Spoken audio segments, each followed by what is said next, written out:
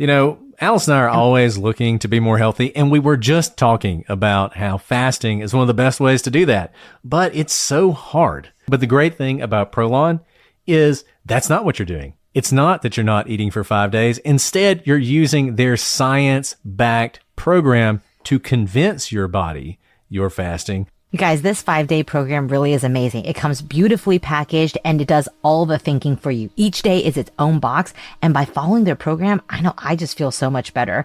And I can't wait to experience Prolon Next Gen and continue to see results. For a limited time, you can be first in line to experience the new Next Gen at special savings. Prolon is offering the Prosecutors listeners 15% off site-wide plus a $40 bonus gift when you subscribe to their 5-day program. Just visit prolonlife.com/prosecutors.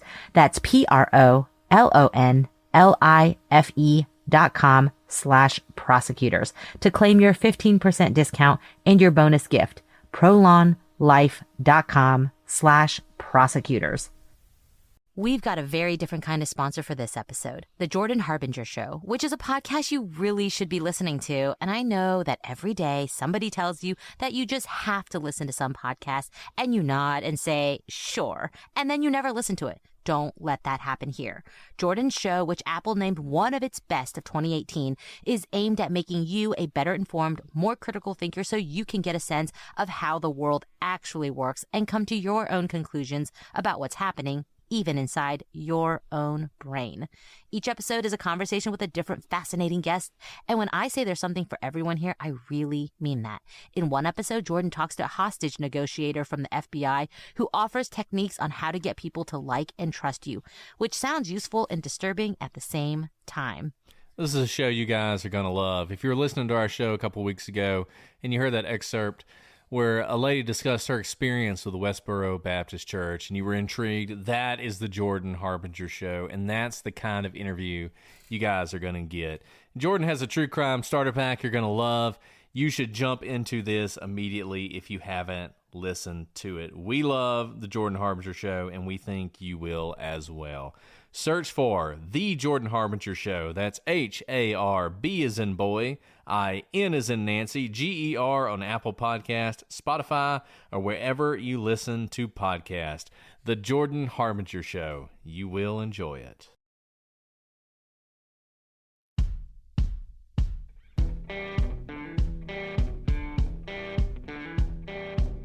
I'm Brett. And I'm Alice. And we are the Prosecutors.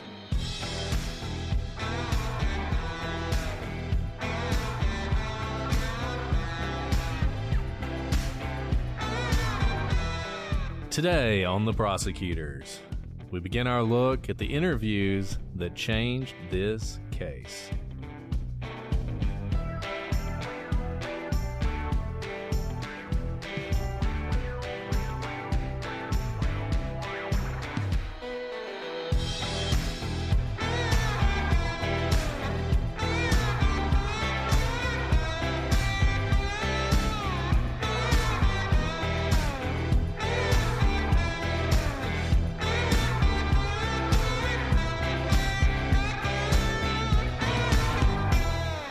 Hello, everybody, and welcome to this episode of The Prosecutors. I'm Brett, and I'm joined, as always, by my Solari co-host, Alice.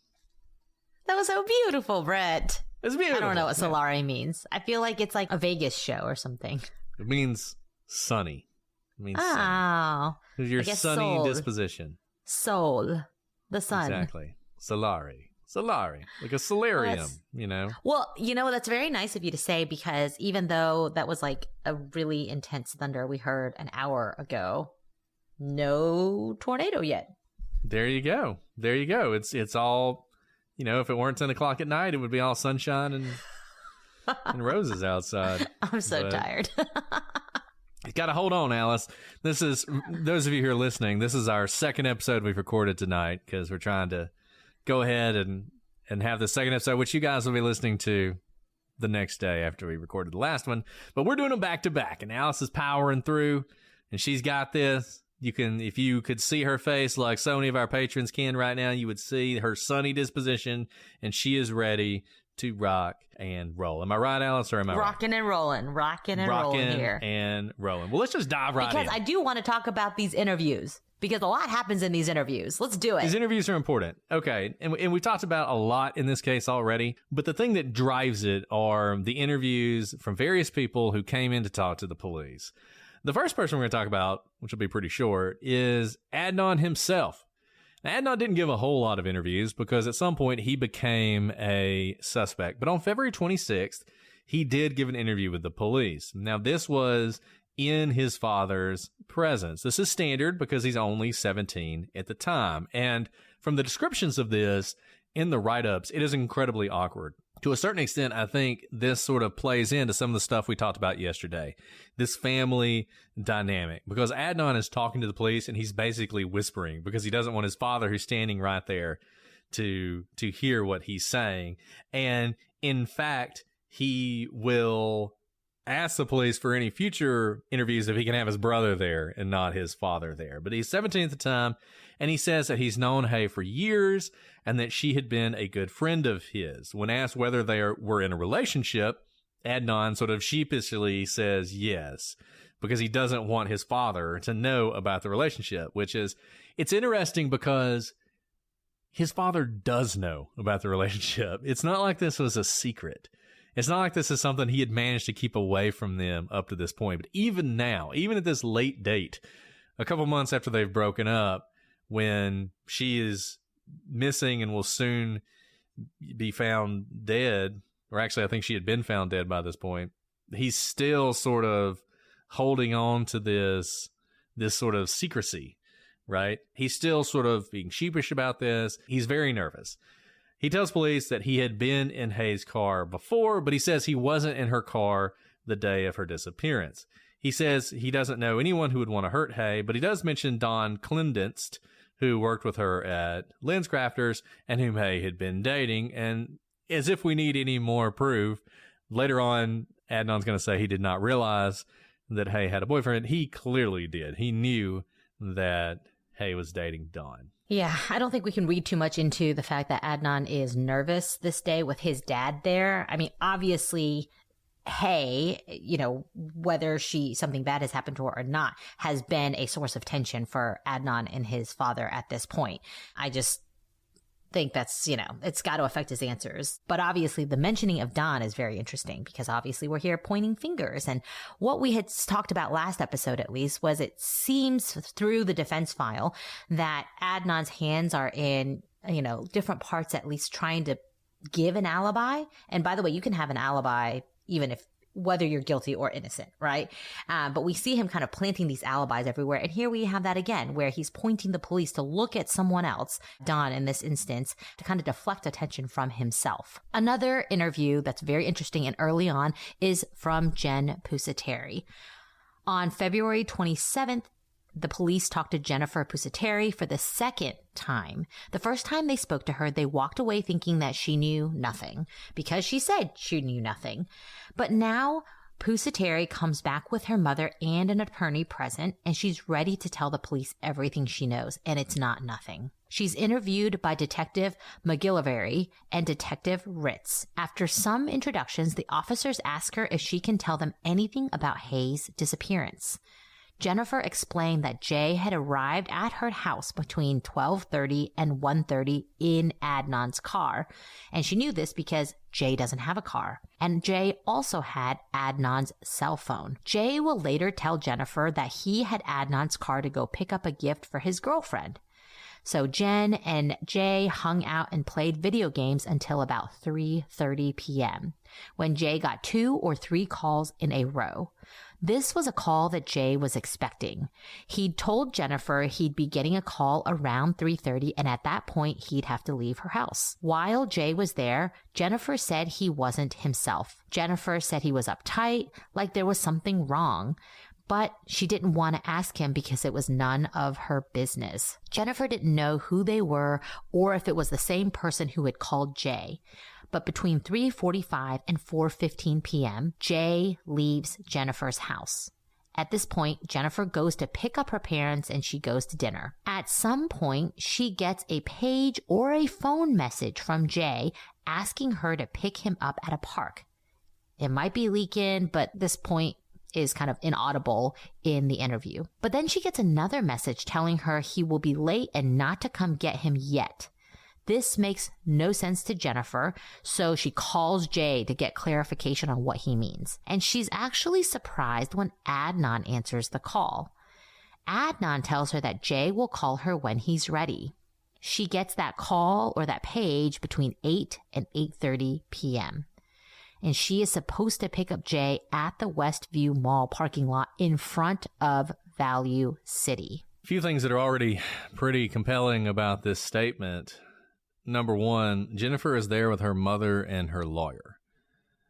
We've seen a lot of conversations with the police, a lot of interviews with the police, and one thing that people are often concerned about is, are the police coercing these statements? Are there things said when the recorder's not on, where the police are telling the person what to say and then they record it when they're sort of feeding them back what they've already heard? Well, in this case, at least, I mean, this is about as pure as you can get, because you can just imagine you got a lawyer on one side and mom on the other. So to the extent the police are going to try and manipulate Jennifer, you don't feel like it's going to go very well. You feel like she's walking in with this story. Wherever she got it from, she's walking in with that story. She's not getting it from the cops. The other thing, her sort of general description of Jay's early part of the day fits, that he shows up with Adnan's car. He shows up with his cell phone. This also fits the cell phone pings that we've seen earlier. He's hanging out playing video games. We're going to go through Jay's statement. He talks about this, going to her house and playing video games. And he's going to get some calls around 3:30. This goes to this whole question of what call is the critical call. And the prosecution's going to put the critical call in the 2 o'clock hour. And we've said several times, we think that's too early. What seems like this initial statement by Jennifer also indicates it's too earlier, that really that call would have happened after 3 o'clock. And if that's true, if that's the critical call, then you go back to Asia McClain's statement and you wonder how much it matters whether she's telling the truth or not. Then you have these pages that are coming into Jennifer where she's saying, he's telling me to pick him up in a park. Then he's telling me not to. I'm really confused. She calls him, and who answers? Adnan answers. And what do we have at that time pinging from a Lincoln Park telephone tower? We have some incoming calls to the cell phone, and Jennifer says she calls Jay. She calls his cell phone number, and who does she get? She gets Adnan. He says, hey, he'll call you back. And sure enough, he does call her back. And we looked at those two calls when we went through the timeline where there are outgoing calls from the cell phone to Jennifer that are pinging off of cell phone towers that cover both where Hayes' car will eventually be found and where Hayes' body will be eventually found. Right around this time that Jennifer is now saying is when she gets this call from Jay to pick him up at a mall parking lot. So Jennifer tells the police that at this point, this was a little weird, but she didn't really think anything of it. And she was supposed to hang out with Jay anyway, and she heads off to the mall to pick him up. When she gets to the mall, things are entirely normal at first. She sees Adnan, and he says, and she's, quote, hey, what's up, girl? That's what he says she said. That's what she says that he said. Jennifer describes him as acting normally, exactly the way that she remembered seeing him at school. But it wasn't long before things go sideways. Jay gets into her car, Adnan drives away, and Jay is weird. He is telling her, we need to go. And here's what she says happens next. And I am going to read to you, this is a transcript of her statement. So this is not us paraphrasing. This is exactly what she says. This is pretty long, so, we may stop here or there to break this up a little bit, but this is what she says to the police. Jay got in the car, was like, put on your seatbelt, let's go. I was like, all right. And then he was like, now, Jen, I need you to keep your mouth shut. If I tell you this, and I have to tell you because I don't know, he said, I need to tell somebody. He's like, I'm the only person that knows, and I need to tell somebody. And then the information that he told me was that Adnan had killed Hay. And I was like in complete shock at this point, not knowing, what to do or what to say or anything. I questioned Jay about his involvement, and Jay told me that he had no involvement. All he had done all day with Adnan's car was he needed the car because it was his girlfriend's birthday to go get her a birthday present. That's why he had Adnan. Well, that's what he told me. Adnan's car was to go get his girlfriend a birthday present. And then I asked him, did you help him? Did you do anything? And he said, no. I said, how do you know that he killed her? I was like, I don't know. How do you know? How is this true? And he told me that he saw Hayes' body in the back, in the trunk of a car. I don't know whose car this was, but in the trunk of a car, he saw Hayes' body. So let's stop there for a second. Once again, we don't know where this story came from. Maybe it was fed to her. Maybe she made it up. There's a lot about this. This sounds believable. I mean, if you just heard this, if you're just the cops and somebody walked in and told you this story, the way she's telling the story, the way Jay gets into the car and is like, I need to tell somebody this. He's kind of freaking out. And she's one of his best friends, and he just kind of blurts this out. And then he tells her some things that are pretty consistent with a story that we've heard other places. The sort of birthday present, and that's why he needed the car, seeing the body in the trunk. Like, all of this stuff is at least consistent with what we're going to hear later from Jay, but also just the story that we know in general. And by the way, this is exactly why we tell you that it's really hard to keep a conspiracy or any sort of crime where more than one person is involved a secret, is because this thing happens. Whether you're a hardened criminal or not, and I'm not saying that Jay is, I don't necessarily think Jay, if he had something to do with this, ever did something like this before. But even when you are a hardened criminal, we see that there is this weight on people, and they say exactly this. I had to tell someone. I couldn't be the only person in the world who knew this information. This is too big for me to hold by myself. I just need to say it into the world so that I'm not the only holder of this incredibly weighty information. And so that's why what she says is so believable, because we've seen this a lot, and it happens a lot. And it's usually right after all the adrenaline leaves your body, right? He's probably been pumped with adrenaline. He was waiting for that call from 12:30 until 3:30. That's why he acted weird, in Jenn's words. And then when he gets the call, he's on adrenaline until whatever they were doing was accomplished. And now the adrenaline's leaving his body, and kind of his confidence and his everything that makes you able to do something like this, bury a dead body, leaves you, and he has to just get it off his chest. And that's what he's doing here. And that's why this reads very believable to me. Whether Jay was telling the truth or not, I think from Jenn's perspective, this reads very believable. She then goes on to say, I said, well, where? And Jay says to me, Adnan's going to get caught. He said he's going to get caught. I said, why is he going to get caught? How's he going to get caught? And Jay said to me that from what I understood, Jay told me that Adnan did this in the Best Buy parking lot, which is the Best Buy in Woodlawn over in security. And let me stop here. One thing that's interesting, Jay's going to come in and tell this story, and he's not going to say it was at the Best Buy parking lot at first. He's going to say it was somewhere else, that he met him at like some park and ride or something on some street that I forget the name of it. By the second interview, he's like, yeah, it was at the Best Buy. And he has some reason that he gives for why he didn't tell him the Best Buy the first time, which I didn't really understand. But it's interesting to me that Jennifer from the very beginning is like, yeah, Best Buy. That's where this happened, was the Best Buy. And Jay sort of shifts his story, but everything Jenn is telling them, she got from Jay. I mean, this part at least. She is describing what Jay tells her, but the actual events are all coming from Jay. So the only reason she would say Best Buy is because at some point, Jay said Best Buy. This is like after we had left the mall parking lot, then Jay mentioned to me that he knew where Adnan dumped the shovel or shovels. I don't know how many there were, but he mentioned to me that he knew where Adnan had put the shovel, and he was like, take me back to Westview Mall parking lot. I pulled back to Westview Mall parking lot, and we pulled in the back. Jay got out of the car and walked over towards the dumpsters. As Jay left the car to go over to the dumpster, he told me to sit and watch and see, watch to see if there's mall security, check to see what's going on, keep a lookout. So that's what I was doing, sitting there watching that. So then after that, Jay came back to the car, and he was really shooken up. He's completely shooken up. He was like, you have to take me to go see my girlfriend now. I took him. I think that's what we did. I took him to see Stephanie because he was very concerned for Stephanie's well-being. Another thing I'll just mention here that has always fascinated me about this statement. Once again, she's telling this story with her lawyer sitting right next to her. She's basically admitting accessory after the fact.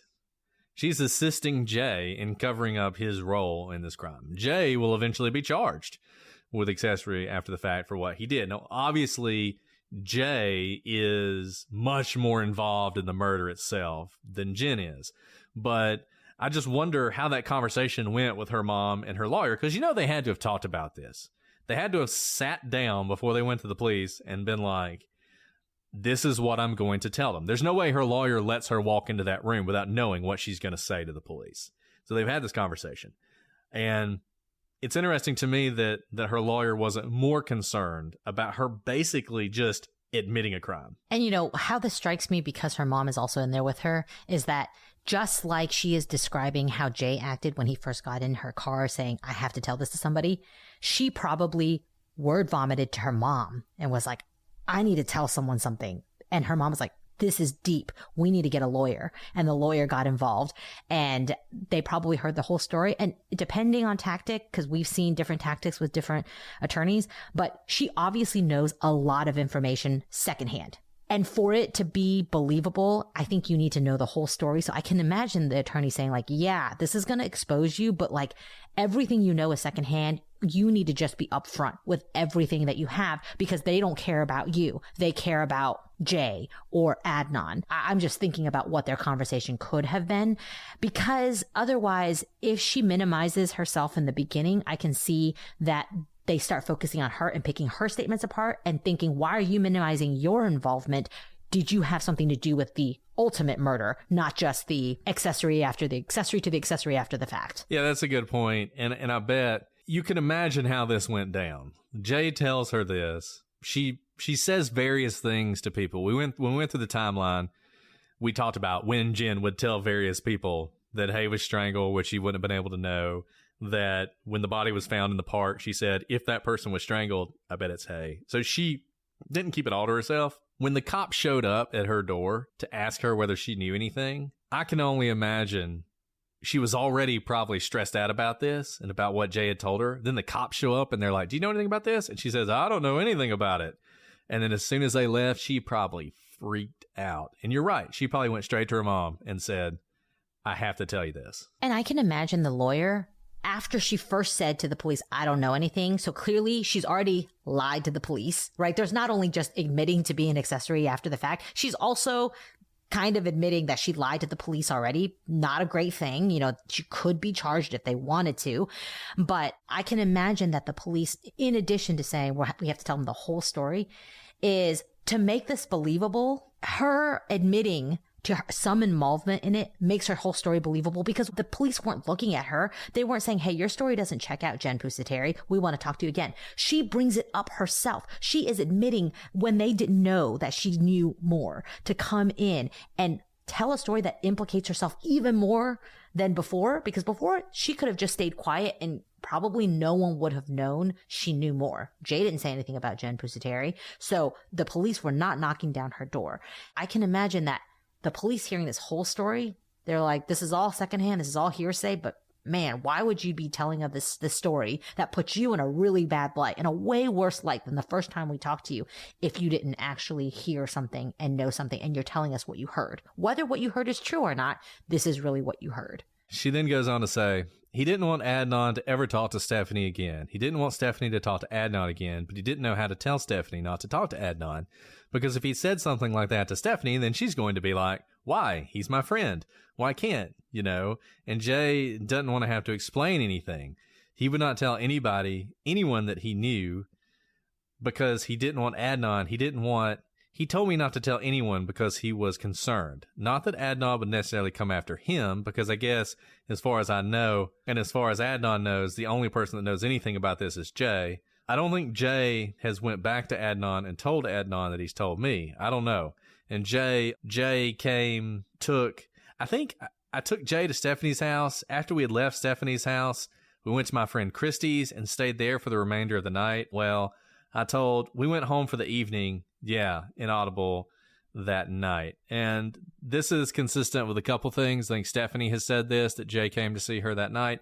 And Christy, you may recall, one of her memories of this night, and another reason this day was so striking to her, was after Jay and Adnan showed up earlier and then left in a huff mysteriously, then Stephanie and Jenn show up and they're completely weird the whole time, and then they leave in sort of a similar circumstance, which lends some credibility to something weird is going on with Jay and Jenn that night. She then goes on to say, I don't know what time I came in that evening. Probably pretty late. I usually come in pretty late, between 12, whatever. And then the next day, I'm not sure what. I'm assuming the next day I would have, the 14th, I would have went to work, do my normal routine again, unless it was a Saturday or Sunday. And then I went and saw Jay later. Sometime the next day on the 14th, I saw Jay and he asked me to take him. I remember it was raining this day. He asked me to take him to F&M parking lot or F&M. He had to go to F&M. I drove him to the back of F&M. He got out of the car, took his boots and his clothes that he had on the night and put everything in the dumpster. And the only other thing that Jay told me was, I was like, hey, how's this going down? What is going on? He told me that he was talking to Adnan a couple days before any of this happened. And from what I understand, and he was talking to Adnan a couple days before any of this happened, and Adnan asked Jay if he knew of anywhere to put a body. And Jay told Adnan and told me that he said no, he would know nowhere to put a body like that. Jay also told me that Adnan asked him to help bury the body, and Jay told him that he did not help Adnan bury the body. That's what Jay said. And remember, there was this whole Patapsco State Park thing we talked about earlier, where this question of could you possibly bury somebody there? Patapsco State Park comes up later in one of Jay's statements where he says they went and smoked a blunt at Patapsco State Park. And this has always been one of those things that's like, it's unclear when they went to Patapsco because they didn't do it that day. There's just really no way for the timeline to work. And so people have really tried to figure that out. And I wonder if, based on what Jenn is saying, and Jay sort of telling Adnan, and she doesn't mention Patapsco in this statement, but I wonder if Jay and Adnan had smoked a blunt at Patapsco State Park sometime earlier, and during that conversation had sort of talked about this. And even if Jay just thought Adnan was blowing off steam, that might have been a conversation they had, and that sort of gets incorporated by Jay into his story later on, and that's where Patapsco comes from. That's one of those sort of mysteries of this case, is why he even brings up Patapsco. And it just makes me wonder if that's sort of the explanation for that. This is a mini meditation guided by Bombas. Repeat after me. I'm comfy, comfy. I'm cozy, cozy. I have 0 blisters on my toes. Blisters. And that's because I wear Bombas, the softest socks, underwear, and t-shirts that give back. One purchased equals one donated. Now go to bombas.com/Wondery and use code Wondery for 20% off your first purchase. That's BOMBAS.com/Wondery and use code Wondery at checkout.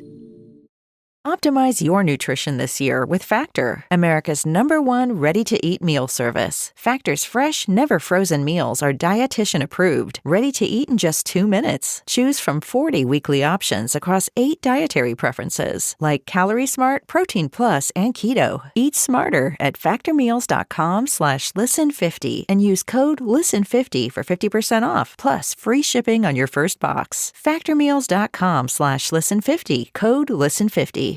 Get this, adults with financial literacy skills have 82% more wealth than those who don't. From swimming lessons to piano classes, us parents invest in so many things to enrich our kids' lives. But are we investing in their future financial success? With Greenlight, you can teach your kids financial literacy skills like earning, saving, and investing. And this investment costs less than that after-school treat. Start prioritizing their financial education and future today with a risk-free trial at greenlight.com/Wondery. greenlight.com/Wondery. So you guys have heard me talk about my new baby and how I have 3 kids to do laundry for now, which is a lot of laundry. Have you ever wondered why laundry detergent comes in massive plastic jugs? Who wants that? 91% of those inconvenient, awkward, heavy jugs end up in landfills and oceans, harming our planet and marine life. There has to be a better way. And it's not like you can just stop doing laundry. So do what I did. Switch to EarthBreeze. My new EarthBreeze laundry detergent eco sheets look like dryer sheets, but they're not. It's a revolutionary liquidless laundry detergent that dissolves 100% in any wash cycle, hot or cold. No measuring, no mess, and no heavy plastic jugs. Just toss the sheet in. And EarthBreeze has made the whole concept of detergent better. The packaging is lightweight, biodegradable, and plastic-free. And I can tell you, my kids are dirty, and these eco sheets work amazingly. The clothes come out smelling great and are clean. If you guys have been listening to this show, you know that Mrs. Brett is the toughest judge of them all. If she doesn't like something, she lets me know. Well, she loves Earth Breeze, and she loves it for a reason, because not only are you saving space and doing something that's good for the environment, you still get a powerful clean. Earth Breeze is tough on stains, fights odors, and your clothes come out clean every time. So switch from the old-fashioned goo to something new. Right now, our listeners can subscribe to Earth Breeze and save 40%. Go to earthbreeze.com/prosecutors to get started. That's earthbreeze.com/prosecutors for 40% off. Do not miss this deal. earthbreeze.com/prosecutors. I know you guys are a little bit tired of hearing how I am so busy with my 3 kids, being back at work and doing 2 podcasts. I don't have time to go shop for myself, and I don't have time to know what is the fun, fab things that are out there. But guess what? Someone is curating all that for me, and that's Fab Fit Fun. And here's your free beauty and lifestyle hack. Fab Fit Fun is the best way to save money on beauty and lifestyle products from the brands you love. Discover new brands and treat yourself to something nice without overpaying. I haven't bought myself jewelry in God knows how long. And when my Fab Fit Fun box came, these adorable earrings came, and oh my goodness, I'm wearing them now. All of you watching on YouTube can see them. I absolutely love them, and I didn't have to leave my house to buy them. That's the best part. As a FabFitFun member, you get exclusive access to shop thousands of curated products from top lifestyle products and brands like Fenty, Kate Spade, and many more for up to 70% off. And I'm going to share one more thing I got in my box that I'm so excited about, and y'all are going to call me such a mom. I got a fanny pack from Obey and a workout app that goes with it. I am so excited about all of the things that came in my box. And Alice, I totally got the fanny pack too, so no shame. No shame. And what is their secret? With over 1 million members, FabFitFun helps brand growth by placing massive orders with big promotions. In exchange, the brands offer up early access, exclusive drops, and steep discounts on the most sought-after products. So what are you waiting for? Sign up at fabfitfun.com/prosecute.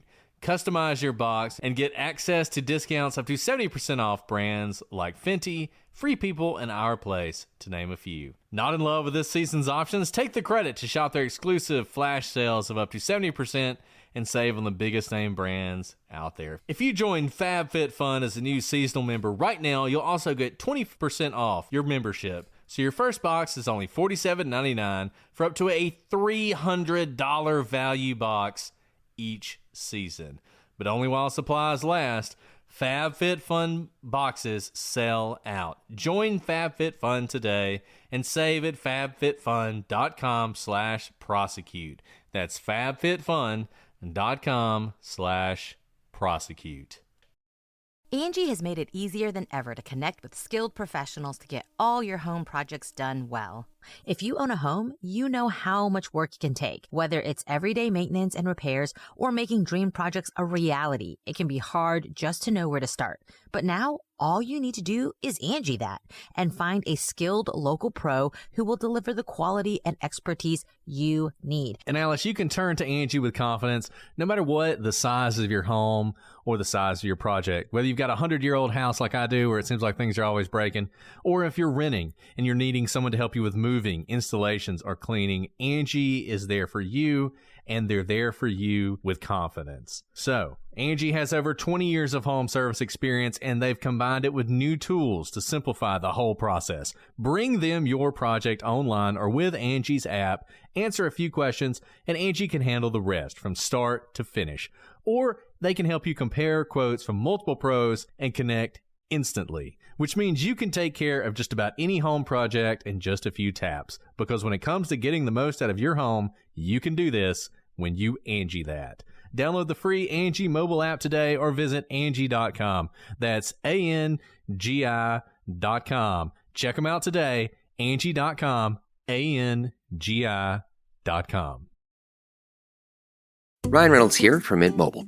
I don't know if you knew this, but anyone can get the same premium wireless for $15 a month plan that I've been enjoying. It's not just for celebrities. So do like I did and have one of your assistant's assistants switch you to Mint Mobile today. I'm told it's super easy to do at mintmobile.com/switch.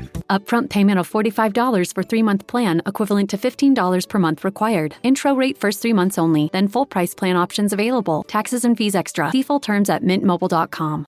Craving your next action-packed adventure? Audible delivers thrills of every kind on your command, like Project Hail Mary by Andy Weir, where a lone astronaut must save humanity from extinction, narrated with stunning intensity by Ray Porter. From electrifying suspense and daring quest to spine-tingling horror and romance in far-off realms, unleash your adventurous side with gripping titles that'll keep you guessing. Discover exclusive Audible originals, hotly anticipated new releases, and must-listen bestsellers that hook you from the first minute. Because Audible knows there's no greater thrill than the one that speaks to you. Discover what lies beyond the edge of your seat. Start your free 30-day trial at audible.com/WonderyUS. That's audible.com/WonderyUS. Mochi Health is here to help you start your weight loss journey with caring, personalized support. Meet one-on-one with board-certified obesity doctors and registered dietitians who truly listen and understand your unique needs. Eligible patients can access affordable GLP-1 medications delivered right to their door each month. No insurance? No problem. Mochi Health accepts FSA and HSA, making care accessible and affordable. And with 24/7 customer service, you'll never feel alone on your path to better health. Get started with Mochi Health today. Take the free quiz at joinmochi.com and use code AUDIO40 at checkout for $40 off your first month of membership. That's joinmochi.com with promo code AUDIO40. So basically, from Jenn's statement to the police the second time, it's possible, just when you kind of combine it with all of Jay's different interviews and his different stories, that Jay's probably minimizing his involvement a little bit in the way he talks to Jenn. But I think this is really what Jenn hears, right? Because everything in Jenn's statement is really all secondhand, except for the places that she drove Jay and what she heard Jay said. Otherwise, she's really just repeating to you what she heard from Jay. And Jay, even if he's blowing off steam, could be minimizing his involvement to Jenn, or he could just be talking so fast and she have no context and at the time not be able to fully absorb everything. But I really do think the way she told this, you can tell it's kind of run-on sentences. It's very rushed almost, even though we're reading it to you, but the thoughts are run together. And she's trying to like get out as much of her memory as she can before she loses kind of the string, because she wants to get it all out of her mind, because it's probably a huge burden on her. That I really do. None of this seems like she made up any of it, but of course she's getting all her information from Jay. So Jenn tells this story in one long dialogue that you just heard, and the police just let her go. That's it. They don't interrupt her. They don't ask questions until she's more or less just like word vomited all of the story out. You read that. That was like one long run-on paragraph. But after she's finished, they ask questions that essentially lead her to tell the story again. She tells essentially the same story, though the words she uses and the quotes she gives from Jay are not exactly the same. And this is what you would expect from someone telling a true, unrehearsed story. It's really hard to remember quotes exactly. If you say a quote exactly at different points in your interview, it sounds like you've rehearsed it. You probably have, because we generally remember conversations and phrases and words and what people say to us as like the overall feeling and the genre of what's coming at you. You don't really remember specific words. And so the way she is asked basically the same story from a different angle, and she tells the same story but with different words, is what you would expect from someone who does not rehearse their story. And let me just say this about the police, because I think there's one thing that's worth pointing out, as Alice just did. So I'm going to repeat what Alice said, because Alice is always right. So the police, you can criticize the police all you want in this case. They do exactly the right thing here. They let her tell the whole story. Like, you can't say that the police coached her, led her, interrupted her to correct her and point her in the right direction. There's no tapping on the table when Jennifer is telling her story. The police are just letting her tell it, and she tells it. And then her attorney's there too. And her attorney's there, and her mom's there on the other side. And then they do what you're supposed to do, which is get her to tell the story again. Because that's when you're really trying to tell, is this real or are you just making this up? And that's a really effective way of doing it. And the reason you do that, we do this all the time, is because you're trying to see what they're seeing, right? When you're looking at a flat figure, like a flat picture, and that's kind of the metaphor for something that you've rehearsed or something you've made up. It's one dimensional. There's nothing more to it than what you said. I told you, this is exactly what I said. There's no backstory. There's no additional embellishment because there's nothing more to my made up story. But when you are recalling a memory or an experience, it's 3D. It's 4D, right? There are senses. There's the smell. There's the taste. There's the senses that you can feel with every part of your body. So when you tell the story and you're asked questions about a particular part of that story, you're able to pull in all your senses and basically tell that same part of the story from a different perspective. Think about like if you're watching a movie and instead of like a one lens flat shot, you're seeing it from multiple different camera angles. That's a true memory, is one where you can come from different camera angles because you have all the senses in living through that memory. And that's what the police are doing here. And that's what is effective interrogation, is to ask it in a way that evokes a different sense so that they tell the same story from a different perspective. Because if they can do that, it is a better indicator that this is the truth. So Jennifer asked Jay why Adnan had done this, remember? And he replied that Hay had broke his heart. The police also ask about earlier in the day, and Jennifer relates to what she knows about their day at school, which is rather vague. She says, quote, I know that Adnan went to school sometime during the day, sometime during the morning. I want to say in the morning he went to school or something, because he was supposed to be in school the whole day. So I think that Jay took him to school and stuff. And I also think that Jay took him to maybe some kind of practice. I don't know if Adnan did anything at Woodlawn or not as far as sports goes. But I think that at 8 o'clock when I talked to Jay, I think because he told me the entire story of everything that happened during the day, but I don't remember all of it.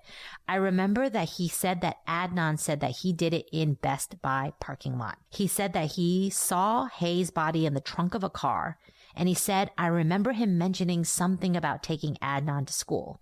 I remember him mentioning something about picking up Adnan from school after practice or before practice or taking him to practice before practice started. He had some kind of practice or something like that. That's all the information that Jay knew about the day that I can remember. The way she says this, so believable. I mean, she even mentions, I don't even know if I'm misremembering the practice thing. Practice is just sticking out in my mind. So I'm telling you something about practice before, after, during. Does he even have practice? Does he do anything at Woodlawn? I don't even know. I mean, this is so on point with someone who's trying to remember a story they've been told and not being fed the lines. Look, of all the things in this entire case, this is the most believable paragraph anybody said.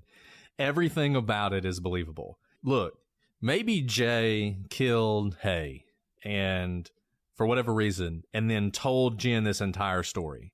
That's a possibility. What I know for certain is Jenn didn't make this up. Jenn didn't make this up, and she didn't get this from the cops with her lawyer sitting next to her. And this is so incredibly believable because it's all over the place. Like, the highlight she hits, but she doesn't really, the whole, like, I think he practiced, some sort of practice. I don't know if he played any. Like, you can imagine if you were showing up there to sell a line to the cops, you'd have the sport. Like, you would know what sport you're going to lie about, right? But she doesn't do that. And she, just in this paragraph, she hits all the important things. Jay took him to school. He killed her at the Best Buy. He saw the body in the trunk. He dropped Adnan off at some sort of practice. She doesn't know what. So this is secondhand, and it's hearsay, what she's saying, but she's not making this up, and she wasn't fed this by the cops. No. Again, not with her attorney and her mom there. I think that's so important to know, because we hear so many people say the allegations of the police coaching for these different interviews.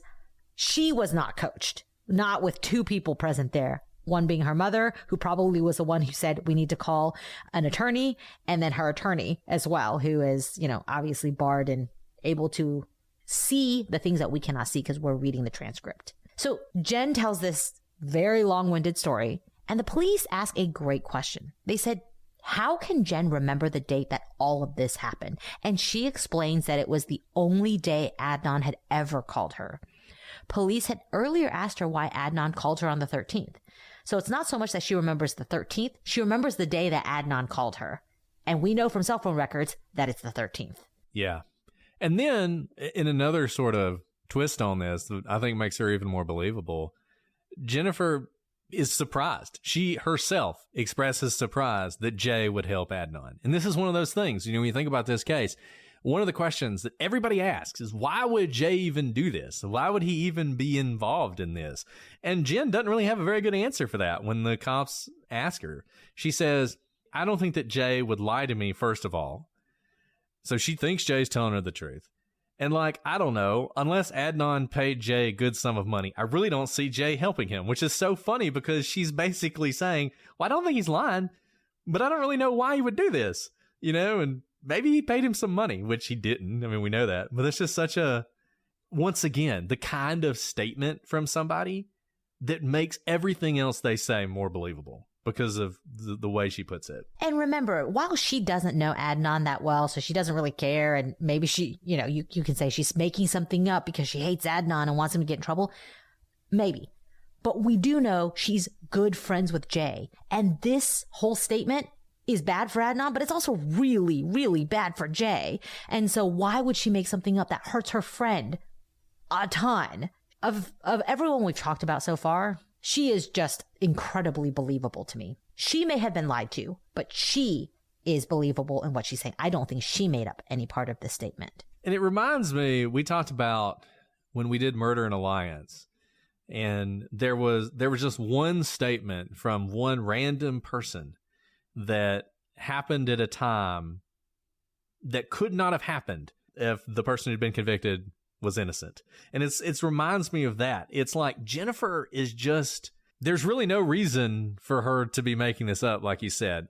You almost have to construct some sort of strange thing where either she and Jay did it together, and this is like some really convoluted, complicated way of blaming Adnan, or Jay did it and is blaming Adnan, and she is just sort of the conduit for it. Because, as you said, just everything she says, I don't know if what she's saying is true, but she isn't making it up. So it may be that the things she is being told by Jay are all lies, but she believes it, and she is telling what she was actually told to the police. Jenn describes the relationship between Jay and Adnan as casual. They know each other through high school and through Jay's girlfriend, Stephanie. Jennifer explains that they don't hang out that much because she sees Jay every day and she doesn't see Adnan, so she knows he's not with Jay a lot. She describes her relationship with Jay as extremely close, brother and sister-like, and that she trusts him with her life. Now, the police are surprised by this. They don't understand Jennifer's description of the relationship between Adnan and Jay. As one detective says, why would Adnan go to a casual acquaintance like Jay and say, I just killed a girl. I want you to help me bury her. Jennifer speculates that Adnan knew Jay was a loyal person he could trust.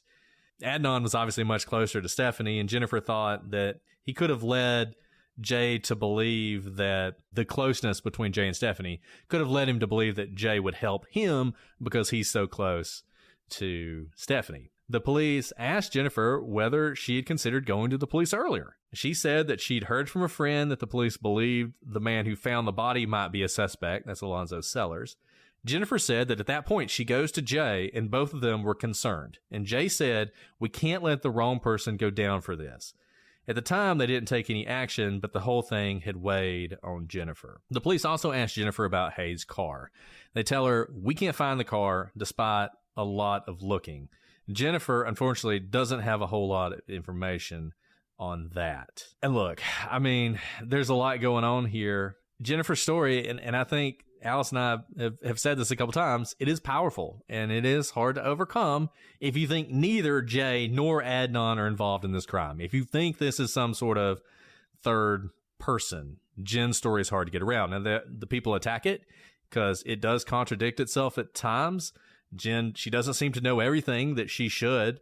Her times aren't great. She's kind of all over the place with times. All the reasons you would expect, but that's actually why, frankly, that I find it to be so powerful. As we've said several times, her not knowing everything and not having the perfect statement actually makes it seem more like a real story from a real teenager, one that she would tell, not one that the police would concoct or that her and Jay would have made up before she goes in. It has surprising things in it. like the fact that Adnan and Jay aren't close. Jenn knows that Jay took Adnan to some sort of practice, but she has no idea what kind of practice it is.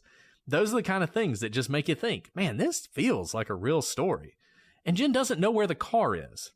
If this is the police trying to like set her up and get her to move this case forward where they're going to, they're going to frame Adnan or they're going to frame Jay, either way, and they're going to give somebody the car, why didn't they give it to Jenn? But apparently she doesn't know where the car is, and if the police know, they don't tell her. And why would she lie? What is her motive?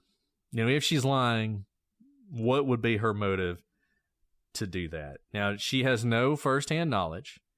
All she has is what Jay told her. But it seems like Jay definitely told Jenn this story, even if it was just to cover up his own responsibility for the crime. One thing I'd like to note, though, so obviously the truthfulness of what Jenn is saying depends on whether Jay was telling her the truth. But unlike when Adnan is kind of calling Nisha or telling Ali, maybe telling Ali that he called Nisha and then putting Jay on the phone to create an alibi, Jenn's story of what Jay has told her does not sound to me in the same way of Jay trying to create an alibi. So it'd be really confusing for Jay to tell Jenn a made up story that now implicates Jenn in some sort of accessory after the fact. And when no one is yet looking at Jay as the suspect, right? It would be weird to kind of write or create a story that gives you some sort of criminal liability, that's just a little bit less than murder when no one was looking at you at the time, and then to kind of pull in one of your close friends, so if he's not close to Adnan, it does seem like he's close to Jenn, close enough that they hang out on a regular basis, that he's the person that she is the person he would confess something to, and she seems to know him very well. So to pull in your friend as well, who truly had nothing to do with this entire, fiasco, seems very strange. So I do note that if he's trying to create an alibi, he doesn't tell her, like, make sure you tell other people. In fact, he's saying, don't tell anybody else. Like, I just have to get this off my chest. He's not telling her this in a public place. He's not telling her to tell other people. He seems to just be unloading. Whereas when Adnan was trying to create an alibi, it seemed he was trying to put himself in places where other people could then testify later on that he was there, in fact.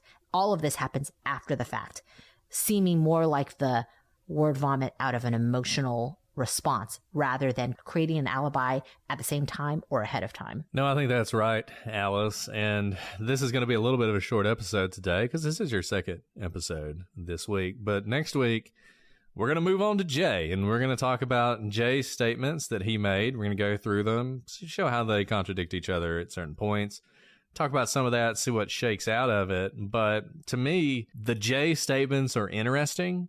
The Jenn statements where it's at. Because the fact, I can't, as someone who with Alice has sat in a lot of rooms talking to a lot of witnesses with a lot of lawyers, I just can't get past the fact the lawyer is sitting right there. That is not there's a reason in every cop show that they're disappointed where someone invokes their right to counsel. And it's not because the lawyer's going to come there and tell them, why don't you just tell them everything? That's not what normally happens. So the fact that they show up with the lawyer and tell the story, to me, it's a really powerful moment in this case. And I feel like it's something that gets a little lost in Jay's, his statements. And maybe we're going to commit that same sin next week, but we're going to talk about those statements as well. Note one thing, whether he said it truthfully or not, for the first time, I kind of got a gut punch about Jay. When Jenn says Jay, and hearing that Alonzo Sellers was a suspect, saying we can't let the wrong guy go down for this. I mean, obviously, if the right guy goes down for it, Jay is absolutely implicated in part of it, and it's not going to be great for him either. And so that was kind of a very humanizing moment for me with respect to Jay when Jenn said that about Jay. Yeah, and Jay had been around the block enough, I think he would have known that there's going to be some consequences for him in all this if they go. Jenn, as we've talked about, was probably good to go, had a lawyer. The other thing, look, we haven't really talked about Jay, but, her mom's there. Jay, he had a pretty rough life. He didn't have a whole lot of people to rely on in his life. And, he's an interesting character in this case, whatever you think about how this eventually went down. Well, Alice, do you have time for a question or do you need to run off? I know the I'll borrow time. We have the monitor here. She will wake up soon, but she's not yet awake. Probably one question. Okay, well let's do one question, and let's see. Okay, this is a good one. This is from Jesse Jackson. If you could relocate to anywhere in the world tomorrow, where would you live? Do you want me to answer that first, or do you want to answer? No, you get to go first. That's hard. That's a tough question. The whole world is tough. The whole world. Because there's the I have no responsibilities or kids or need to work for a living. And then there's realistically, where would I want to live? So I'm going to say in the United States. I'm going to break this into two questions. If I could live anywhere in the world and I'm rich and therefore, can jump on a private jet and fly anywhere I want to go, I would live in Boston in a heartbeat. I love Boston. My heart is in Boston. Really? You like the cold like that? I love the cold. I love Boston winters. I love everything about Boston except for the fact it is so far from Alabama. That is the one problem with Boston. It might as well be on the moon. It's so far away. But if you're giving me a jet I can jump on up in Manchester or at Logan and just fly wherever I want to go, Boston's my favorite city in the United States, and it's not even close. So that's the United States. In the world, and I'm once again fabulously wealthy. I'm assuming fabulous wealth here. Tokyo. I love Tokyo. Tokyo. I did not see that coming. I thought you were going to say Ireland or Scotland or something. I love Ireland and Scotland. I know. I know you do. But I love Tokyo so much. It's just the greatest city in the world. Okay, so truly in the entire world, and we've talked about this before, my parents are immigrants.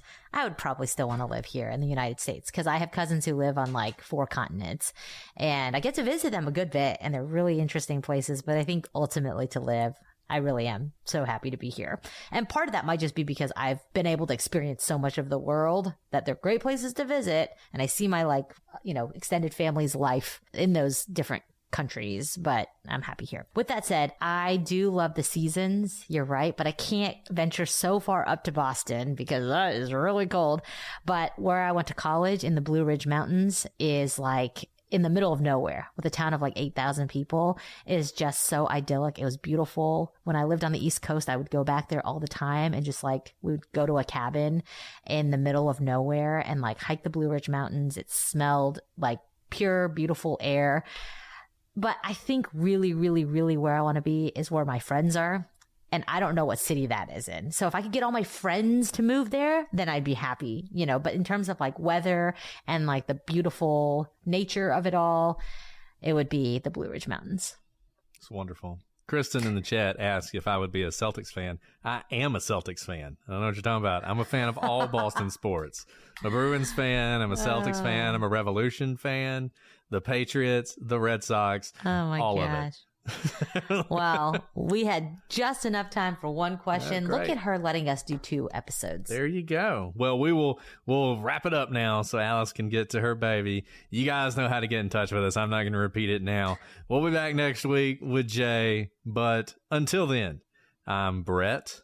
And I'm Alice. And we are the prosecutors. The prosecutors. The prosecutors. The prosecutors. The prosecutors. The prosecutor.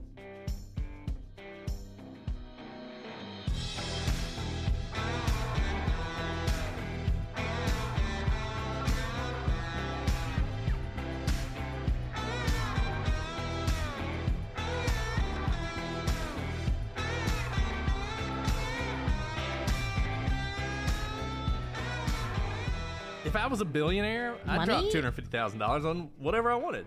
To go to the miniature elephant. Oh. Who cares? It's like a drop in the bucket. It's nothing. But of all the things you could, because it's $250,000. You're a billionaire. No, it's not. Not for you. If you're a billionaire, money is not finite. You could never spend that money in your entire life. I would tip someone $250,000. Fine. Tip them $250,000 and then go spend $250,000 to get on the submarine. I'd be like, I am the nicest person ever. I've changed this person's life. I'm going to tip you $250,000 and nobody tip dies. Everyone you saw $250,000 and still go on the submarine. It wouldn't matter. It's like. Okay. Anyways.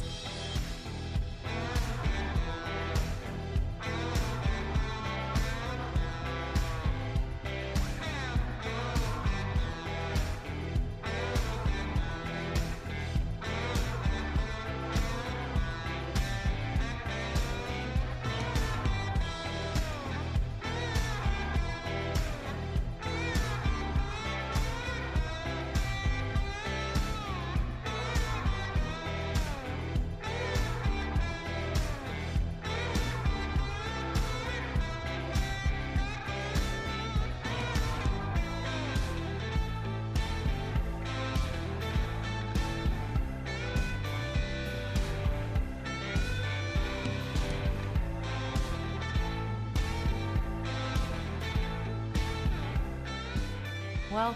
And so he's like screaming. And so I'm the only one who can like strong arm him enough to like get the eardrops in his ears. And he's like sitting there holding onto my leg and stroking it while I like force eardrops into his ears. And he goes, "Mama, why are your legs so pokey?" And I was like, enter prosecutor's ad about razors. Oh, man. Yeah.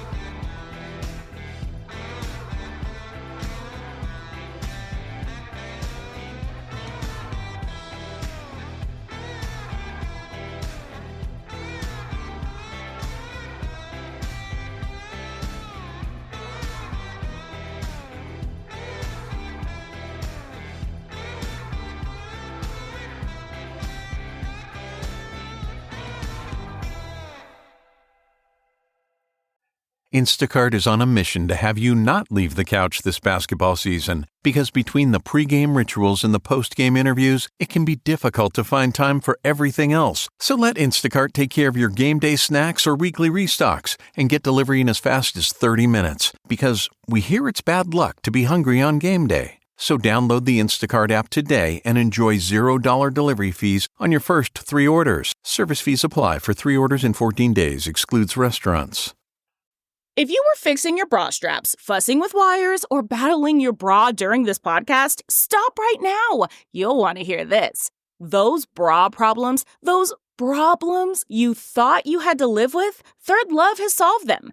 Their bras make it easy to get what you want, whether it's ultimate cleavage, a smooth look, or stopping your shirt buttons from pulling. With over 60 sizes, including half cups you won't find anywhere else, you'll never be stuck between 2 sizes that don't fit. So stop settling for bad bras. Now's the time to treat yourself and get your problem solved. Save $15 on your first order with code PODCAST15 at thirdlove.com. Stream the biggest blockbusters this summer with Popcorn Summer Movies on PlutoTV. Experience nonstop action with the first 4 Mission Impossible movies and Top Gun. Laugh out loud to comedies like Anchorman, The Legend of Ron Burgundy, and The Backup Plan. With thousands of free movies, Pluto TV has something for everyone. Available on live TV and on demand. Download Pluto TV on all your favorite devices and start streaming now.